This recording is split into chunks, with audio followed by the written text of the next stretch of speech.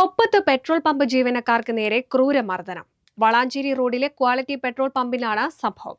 ബൈക്കിലെത്തിയ രണ്ടംഗ സംഘം ആക്രമിക്കുന്ന CCTV ദൃശ്യങ്ങളും പുറത്തുവന്നു.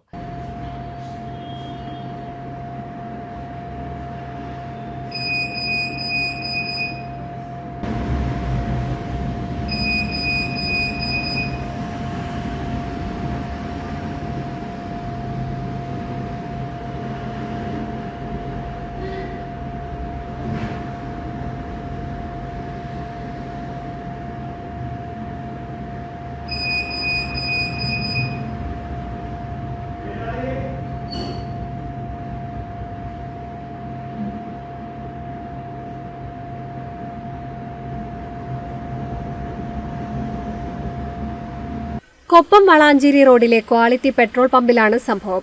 വ്യാഴാഴ്ച ഉച്ചയ്ക്ക് ബൈക്കിലെത്തിയ രണ്ടംഗ സംഘം സ്ഥാപനത്തിൽ ജോലി ചെയ്തുകൊണ്ടിരുന്ന ഇതര സംസ്ഥാന തൊഴിലാളികളോട് 50 രൂപയ്ക്ക് പെട്രോൾ അടിക്കാൻ ആവശ്യപ്പെട്ടു.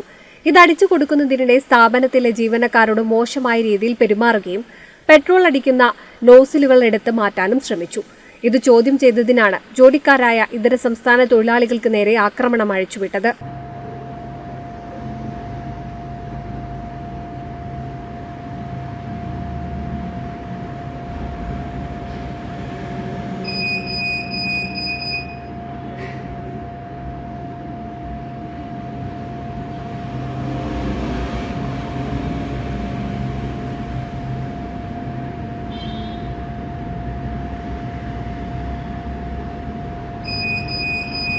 പെട്രോൾ അടിച്ചുകൊണ്ടിരിക്കുന്ന ജാർഖണ്ഡ് സ്വദേശി സഫ്രാജ്, സംഘർഷം ഒഴിവാക്കാൻ ശ്രമിച്ച വെസ്റ്റ് ബംഗാൾ സ്വദേശി ജിയാറുൽ മാലിക് എന്നിവർക്ക് മർദ്ദനത്തിൽ പരിക്കേറ്റു.